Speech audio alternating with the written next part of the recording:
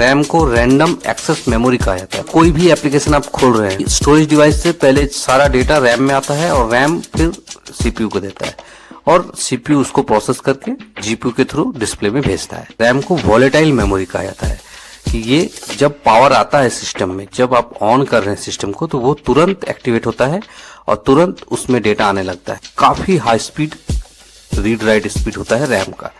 मतलब ज़्यादा सॉफ्टवेयर चलाने की ज़रूरत है, ज़्यादा मल्टीटास्किंग करना है, ज़्यादा हेवी गेमिंग करना है, कोई भी हेवी सॉफ्टवेयर को रन कराना है, तो आपको रैम की ज़रूरत ज़्यादा पड़ती है।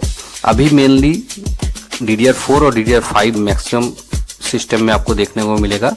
DDR4 और DDR5, पहले ये DDR3L चलता था। 6th जनरेशन के नीचे जो भी लैपटॉप डेस्कटॉप आता था वो DDR3 और DDR3L रैम आता था, ठीक है। उसके बाद DDR4 आया। रैम का जो फ्रीक्वेंसी होता है वो मैटर करता है। सिस्टम जिस स्पीड के रैम को सपोर्ट करता है, आपको वही रैम यूज करना है। रैम में मान लीजिए फ्रीक्वेंसी लिखा हुआ है कि 3200 मेगाहर्ट्ज और किसी में लिखा हुआ है 6400 MT पर सेकेंड, तो इसका मतलब वो 6400 मेगाहर्ट्ज नहीं हुआ, ठीक है, वो मेगा ट्रांसफर पर सेकेंड लिखा हुआ। MT पर सेकेंड मतलब मेगा ट्रांसफर पर सेकेंड, कि वो कितना डेटा ट्रांसफर कर सकता है एक सेकंड में, वो लिखा हुआ है। जितना मेगाहर्ट्ज का है उसका डबल मेगा ट्रांसफर होता है, ठीक है। इसीलिए रैम को DDR कहा जाता है, डबल डेटा रेट।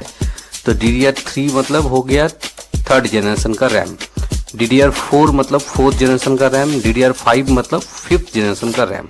अभी लेटेस्ट DDR5 चल रहा है। DDR5 में जो है लेटेंसी ज़्यादा दिखता है, लेकिन उसका क्लॉक स्पीड ज़्यादा होने के कारण DDR5 DDR4 से ज़्यादा बेहतर परफॉर्म करता है। अगर आपका बजट अलाउ करता है तो लेटेस्ट जनरेशन का खरीदिए।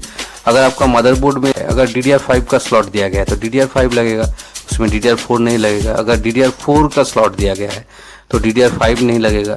आप क्या पर्पस से सिस्टम को यूज़ करेंगे, गेमिंग करेंगे, एडिटिंग करेंगे, मल्टीटास्किंग करेंगे, उस हिसाब से आपका रैम का जो कैपेसिटी है वो डिपेंड करता है। तो CPU जिस फ्रीक्वेंसी के रैम को सपोर्ट करता है वही आपको लगाना होता है।